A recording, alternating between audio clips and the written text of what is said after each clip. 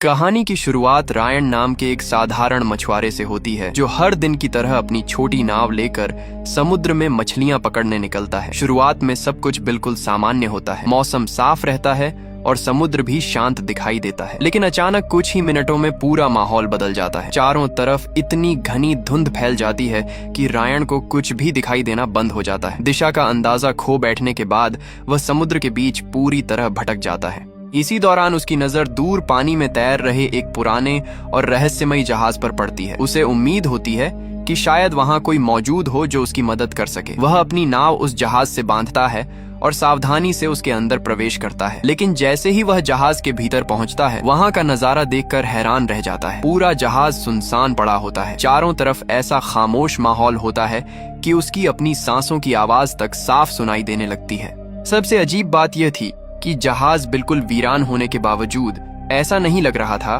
कि उसे लंबे समय से छोड़ दिया गया हो। मेज पर खाना रखा था, रसोई साफ सुथरी थी, कपड़े अपनी जगह करीने से रखे थे और हर चीज ऐसी दिखाई दे रही थी जैसे कुछ ही देर पहले यहाँ लोग मौजूद थे। लेकिन अब वहाँ एक भी इंसान दिखाई नहीं देता। रायन जहाज का इंजन चालू करने की कोशिश करता है ताकि शायद वह इसे किनारे तक ले जा सके, लेकिन इंजन बिल्कुल भी काम नहीं करता। इससे उसकी चिंता और बढ़ जाती है। वह डेक पर जाकर दूरबीन से चारों तरफ नजर दौड़ाता है। उम्मीद करता है कि कहीं कोई दूसरी नाव या मदद का कोई संकेत दिखाई दे जाए, मगर घनी धुंध के कारण दूर दूर तक कुछ नजर नहीं आता। आखिरकार वह कंट्रोल रूम में पहुंचता है और रेडियो सेट चालू करके मदद के लिए संदेश प्रसारित करता है। वह बार बार अपनी लोकेशन बताने की कोशिश करता है और उम्मीद करता है कि कोई उसकी आवाज सुनकर जवाब देगा, लेकिन काफी देर इंतजार करने के बाद भी रेडियो पूरी तरह खामोश रहता है। निराश होकर वह वापस अपनी छोटी नाव की तरफ लौटने के लिए डेक पर आता है, लेकिन नीचे का नजारा देखकर उसके पैरों तले जमीन खिसक जाती है। उसकी नाव वहां से गायब हो चुकी होती है। सबसे हैरानी की बात यह थी कि उसने उसे अच्छी तरह बांधा था, इसलिए उसका अपने आप बह जाना लगभग नामुमकिन था। तभी उसे एहसास होता है कि कुछ देर पहले तक जहाज को घेरे रहने वाली घनी धुंध भी पूरी तरह गायब हो चुकी है। आसमान बिल्कुल साफ है और अब दोपहर हो चुकी है। रायन समझ ही नहीं पाता कि इतनी कम देर में आखिर यह सब कैसे बदल गया। अब उसके पास उसी रहस्यमयी जहाज पर रहने के अलावा कोई दूसरा विकल्प नहीं बचता। वह नक्शे और जहाज के रिकॉर्ड देखने लगता है ताकि पता चल सके कि वह आखिर समुद्र के किस हिस्से में पहुंच गया है। थोड़ी जांच पड़ताल के बाद उसे समझ आता है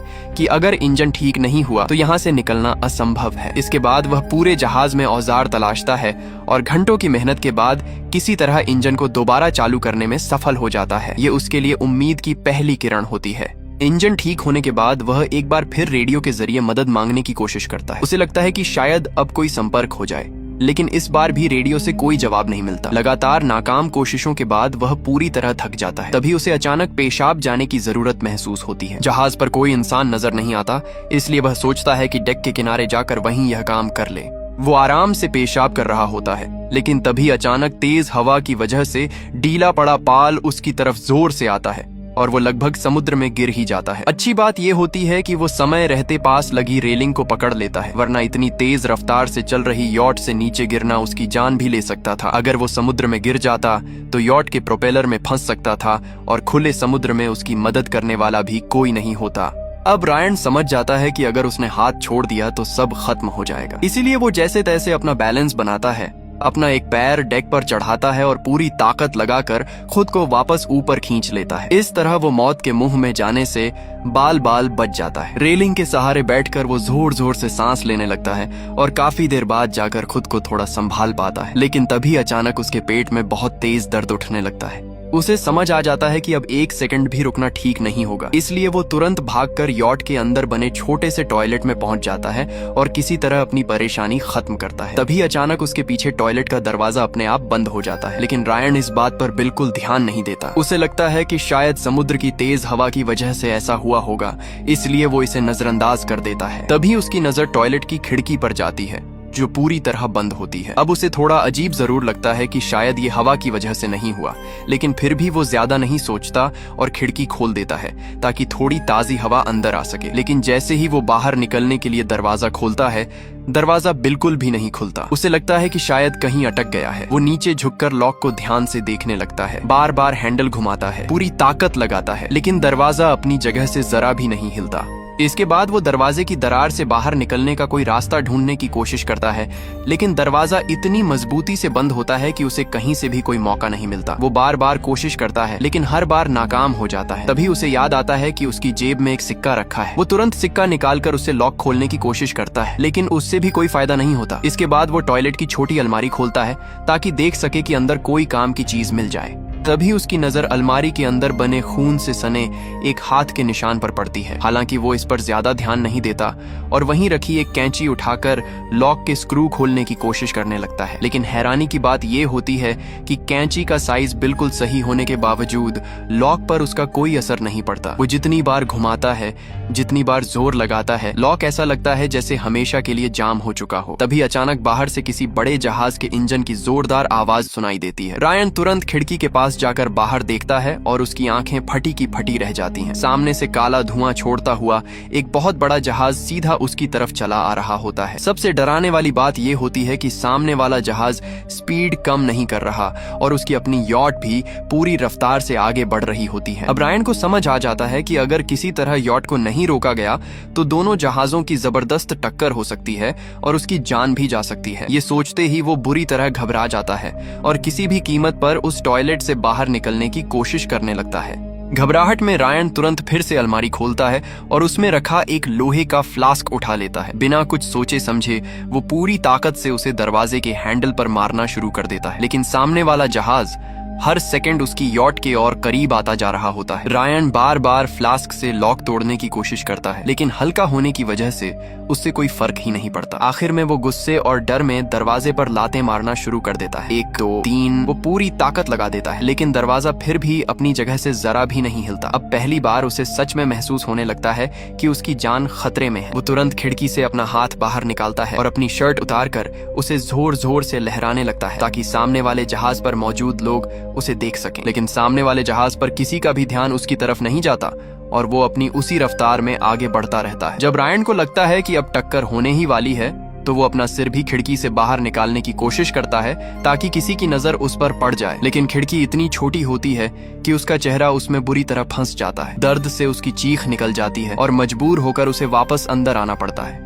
अब उसे समझ आ जाता है कि अगर वो जल्दी बाहर नहीं निकला तो या तो जहाज की टक्कर में मारा जाएगा या फिर इसी छोटे से टॉयलेट में फंस कर रह जाएगा। डर और घबराहट उसके दिमाग पर पूरी तरह हावी होने लगती है, लेकिन वो खुद को किसी तरह शांत करता है और एक नया तरीका सोचता है। वो दोबारा अपना हाथ खिड़की से बाहर निकालता है। तभी उसके हाथ एक रस्सी लगती है। वो रस्सी को खींचकर उसकी मजबूती चेक करता है, फिर उसमें एक मजबूत गांठ बांधता है और उसे समुद्र में फेंक देता है। उसका प्लान होता है कि रस्सी यॉट के प्रोपेलर में फंस जाए, जिससे प्रोपेलर रुक जाए और यॉट की स्पीड भी कम हो जाए। कुछ ही देर में उसकी चाल काम कर जाती है और रस्सी सच में प्रोपेलर में उलझ जाती है, लेकिन अगले ही पल सब कुछ उल्टा हो जाता है। रस्सी इतनी तेजी से वापस खींचती है कि रायन उसे छोड़ भी नहीं पाता और वो सीधे उसके गले में कस जाती है। अचानक उसका दम घुटने लगता है, उसके पैर हवा में लटक जाते हैं और पूरे शरीर में दर्द दौड़ने लगता है। उसकी आंखों के सामने अंधेरा छाने लगता है और वो लगभग बेहोश होने वाला होता है, लेकिन वो हार नहीं मानता। जैसे तैसे खुद को होश में रखते हुए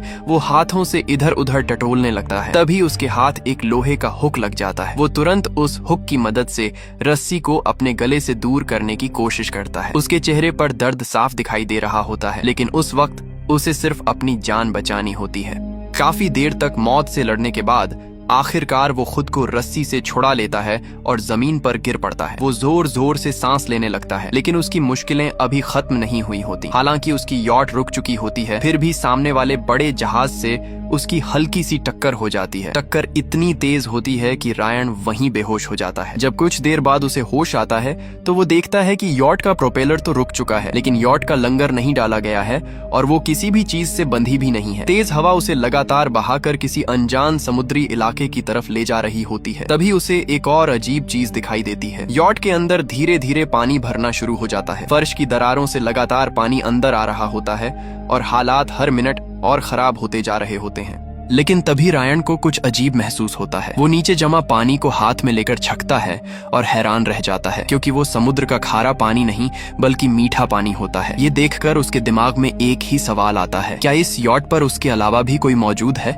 ये सोचते ही रायन दरवाजे की तरफ देखकर जोर जोर से आवाज लगाने लगता है। असल में ये यॉट उसकी अपनी नहीं थी। तभी उसे बाहर किसी के चलने जैसी हल्की सी आवाज सुनाई देती है। उसे लगता है कि शायद कोई जानबूझकर उसके साथ ये सब कर रहा है। वो बार बार बाहर खड़े इंसान से मदद की गुहार लगाता है, लेकिन बाहर से कोई जवाब नहीं आता। तभी उसके सामने एक और अजीब घटना होती है। फर्श पर भरा हुआ पानी अचानक अपने आप गायब होने लगता है। कुछ ही सेकंड में वहां मौजूद सारा पानी जैसे हवा में उड़ जाता है। ये देखकर रायन पूरी तरह घबरा जाता है। उसे समझ नहीं आता कि ये सच में हो रहा है या फिर डर की वजह से उसे सब कुछ दिखाई दे रहा है। लेकिन थोड़ी देर बाद वही पानी फिर से टॉयलेट के अंदर भरने लगता है। इस बार वो दोबारा थोड़ा सा पानी छकता है, लेकिन अब उसका स्वाद पूरी तरह खारा होता है। वो तुरंत उसे थूक देता है और समझ जाता है कि अगर वो जल्दी बाहर नहीं निकला तो इसी टॉयलेट में डूब कर मर जाएगा। अपनी जान बचाने के लिए वो एक मग उठाता है और उसमें पानी भर भर कर खिड़की के बाहर फेंकने लगता है, ताकि किसी तरह पानी का लेवल धीरे धीरे बढ़े और उसे थोड़ा और समय मिल सके।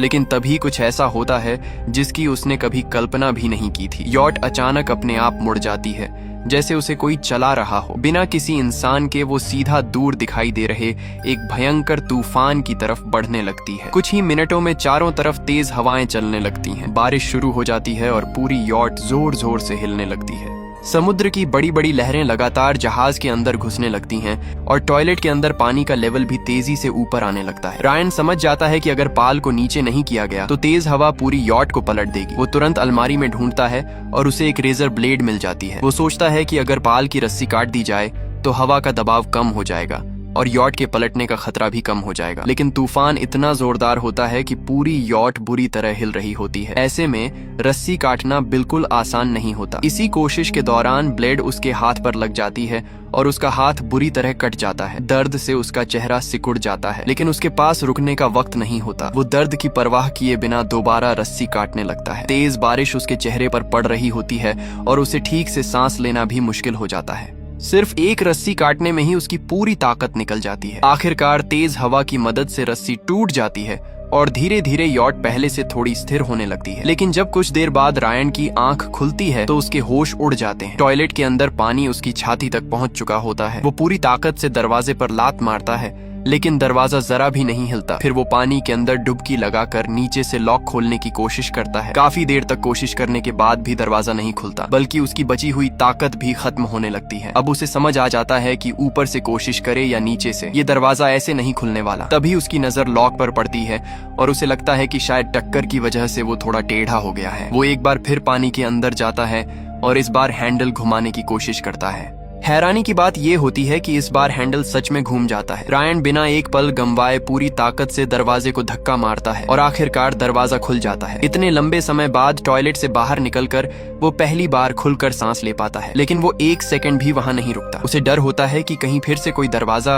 अपने आप बंद होकर उसे कैद न कर दे, इसलिए वो तुरंत जहाज के बाहर की तरफ भाग जाता है। टॉयलेट से बाहर निकलने के बाद रायन चैन की सांस तो लेता है, लेकिन उसकी मुश्किलें अभी भी खत्म नहीं हुई थी। यॉट के अंदर पहले ही काफी समुद्री पानी भर चुका था और उसे लग रहा था कि ये किसी भी वक्त डूब सकती है। अपनी जान बचाने के लिए वो तुरंत कुछ लाइफ जैकेट के एयर बैग निकालता है, फिर टॉयलेट का दरवाजा भी निकाल लाता है और उन एयर बैग्स को उस पर अच्छी तरह बांधकर एक छोटा सा बेड़ा बना लेता है। इसके बाद वो जहाज से खाने पीने का सामान और बाकी जरूरी चीजें भी इकट्ठा कर लेता है। फिर उस बेड़े को रस्सी से यॉट के साथ बांध देता है, क्योंकि उसे पता था कि सिर्फ लकड़ी के एक टुकड़े के सहारे खुले समुद्र से बचकर निकलना नामुमकिन है। वो चाहता था कि जब तक यॉट पानी में तैर रही है तब तक उसके साथ रहकर हालात पर नजर रखे। कई घंटे बीत जाते हैं लेकिन यॉट डूबती नहीं। ये देखकर उसके अंदर फिर से उम्मीद जाग जाती है और वो दोबारा यॉट पर चढ़ जाता है। उसे यकीन था कि अगर यॉट बची रही तो शायद वो भी इस समुद्र से बाहर निकल जाएगा। इसके बाद वो कंट्रोल रूम में जाकर एक छोटा सा मोटर निकालता है, फिर बैटरी और प्लायर की मदद से एक देसी पानी निकालने वाला पंप बना लेता है और उससे यॉट के अंदर भरा सारा पानी बाहर निकाल देता है। जब सारा पानी निकल जाता है तो वो पाल समेट देता है और अपने हाथ से तैयार किए गए गोंद जैसी चीज से जहाज में हुए छेद भी बंद कर देता है। इसके बाद वो वायरलेस रेडियो उठाकर बार बार मदद मांगने की कोशिश करता है, लेकिन काफी देर तक आवाज लगाने के बाद भी उसे किसी तरफ से कोई जवाब नहीं मिलता। अब उसके पास एक ही रास्ता बचता है। वो इंजन ठीक करने की कोशिश शुरू कर देता है ताकि किसी तरह यॉट चलाकर घर वापस जा सके। काफी मेहनत करने के बाद भी इंजन स्टार्ट नहीं होता। आखिर में उसे मानना पड़ता है कि अब सिर्फ हवा के सहारे ही आगे बढ़ा जा सकता है। जैसे ही वो पाल खोलने वाला होता है, तभी उसकी नजर दूर समुद्र में आती हुई एक बड़ी जहाज पर पड़ती है। उसे लगता है कि शायद अब उसकी जान बच सकती है। वो बिना देर किए समुद्र में कूद जाता है और तैरकर अपने बनाए हुए बेड़े तक पहुंच जाता है ताकि वहां से उस जहाज को मदद का इशारा कर सके। सबसे पहले वो सिग्नल फ्लेयर चलाने की कोशिश करता है, लेकिन काफी देर तक पानी में भीगे रहने की वजह से फ्लेयर पूरी तरह खराब हो चुका होता है। अब उसके पास कोई दूसरा रास्ता नहीं बचता, इसलिए वो पूरी ताकत लगाकर बेड़े को उस जहाज की तरफ चलाने लगता है। लेकिन तभी उसके पीछे कुछ ऐसा होता है जिसे देखकर उसके पैरों तले जमीन खिसक जाती है। जिस यॉट को उसने बिना इंजन के छोड़ा था, वो अचानक अपने आप चलने लगती है। धीरे धीरे वो अपनी दिशा बदलती है और सीधे रायन की तरफ बढ़ने लगती है। ये देखकर रायन पूरी तरह डर जाता है। उसे समझ ही नहीं आता कि बिना किसी के यॉट अपने आप कैसे चल सकती है। जैसे जैसे यॉट उसके करीब आती है, उसका डर और बढ़ता जाता है। आखिरी पल में वो तुरंत पानी में छलांग लगा देता है और किसी तरह टक्कर से बच जाता है। पानी से सिर बाहर निकालकर वो उस रहस्यमय यॉट को देखता रहता है। अब उसे पूरा यकीन हो जाता है कि इस यॉट में कुछ न कुछ अजीब जरूर है। ये कई बार उसकी जान लेने की कोशिश कर चुकी थी, इसलिए वो फैसला कर लेता है कि अब दोबारा कभी इस पर कदम नहीं रखेगा। लेकिन कई घंटों तक बर्फ जैसे ठंडे समुद्री पानी में रहने की वजह से उसका पूरा शरीर कांपने लगता है। उसे एहसास होता है कि अगर वो ऐसे ही पानी में रहा तो ठंड या समुद्र के किसी खतरनाक जीव की वजह से उसकी मौत हो जाएगी। आखिरकार मजबूरी में वो एक बार फिर अपनी जान जोखिम में डालकर उसी यॉट पर वापस चढ़ जाता है। इस बार वो बहुत संभल कर जहाज के अंदर जाता है और धीरे धीरे हर कमरे को देखने लगता है। तभी उसे एक बेडरूम मिलता है। अंदर एक साफ और आरामदायक बिस्तर रखा होता है। काफी देर तक डर से लड़ने के बाद आखिर वो कंबल ओढ़ लेता है। लंबे समय बाद उसे पहली बार गर्माहट महसूस होती है और थकान की वजह से कब उसकी आंख लग जाती है उसे खुद भी पता नहीं चलता। जब रायन की आंख खुलती है तब अगला दिन हो चुका होता है। उठकर देखता है कि यॉट एक बार फिर अपने आप चल रही है। उसे बिल्कुल समझ नहीं आता कि आखिर ये उसे कहां लेकर जा रही है। वो तुरंत कमरे का दरवाजा खोलने की कोशिश करता है, लेकिन पहले की तरह इस बार भी दरवाजा नहीं खुलता। हालांकि अब वो पहले जितना नहीं घबराता, क्योंकि पिछले कुछ दिनों में वो इतनी अजीब और डरावनी चीजें देख चुका होता है कि अब धीरे धीरे इन सब का आदी हो चुका है। खुद को शांत करने के बाद वो कमरे में बाहर निकलने का दूसरा रास्ता ढूंढने लगता है। तभी उसकी नजर कमरे के अंदर बने छोटे से वॉशरूम पर पड़ती है। वो वहां जाकर खिड़की खोलने की कोशिश करता है और इस बार खिड़की खुल जाती है। खिड़की के पीछे एक संकरा रास्ता होता है जहां से रेंगकर ऊपर डेक तक पहुंचा जा सकता था। ये देखकर रायन की खुशी का ठिकाना नहीं रहता। उसे लगता है कि आखिरकार उसे बाहर निकलने का रास्ता मिल गया है। वो तुरंत उस रास्ते में घुस जाता है और ऊपर की तरफ बढ़ने लगता है। लेकिन जैसे ही उसे लगता है कि अब वो बाहर निकल जाएगा, तभी उसके सामने लगी मोटी कांच की खिड़की उसका रास्ता रोक देती है। वो उसे बार बार खोलने की कोशिश करता है, लेकिन वो बिल्कुल भी नहीं खुलती। तभी उसके पीछे वाला छोटा दरवाजा भी अपने आप बंद हो जाता है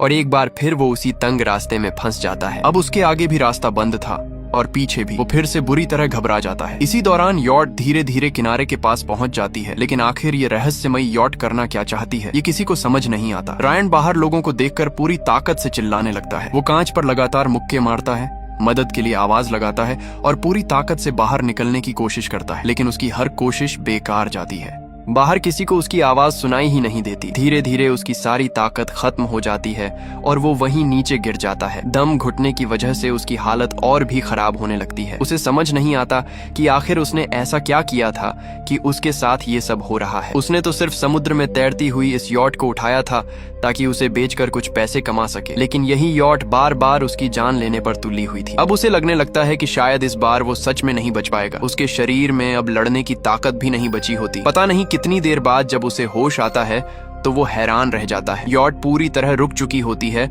और जो खिड़की पहले बंद थी वो अब अपने आप खुल चुकी होती है। ये सब देखकर उसके दिमाग में और भी सवाल आने लगते हैं। वो धीरे धीरे उस खिड़की से बाहर निकलता है और बाहर का नजारा देखकर समझ जाता है कि यॉट किनारे पर पहुंच चुकी है। इसके बाद वो डरते डरते कमरे का दरवाजा खोलता है और इस बार दरवाजा आराम से खुल जाता है, लेकिन पिछले अनुभवों की वजह से वो जल्दबाजी नहीं करता। पहले पूरे जहाज को ध्यान से देखता है कि कहीं फिर से कुछ अजीब न हो जाए। जब उसे सब कुछ शांत दिखाई देता है तो वो धीरे धीरे डेक पर पहुंचता है। वहां का नजारा देखकर उसकी सांस जैसे वापस लौट आती है। वो रहस्यमयी यॉट उसे उसके अपने गांव वापस लेकर आ चुकी होती है। ये देखकर वो तुरंत नीचे उतरता है और मदद की तलाश में गांव की तरफ दौड़ पड़ता है, लेकिन कुछ कदम चलते ही उसके पैर रुक जाते हैं। पूरा गांव बिल्कुल सुनसान पड़ा होता है। जहां वो बचपन से बड़ा हुआ था वहां दूर दूर तक किसी इंसान का नामो निशान नहीं होता।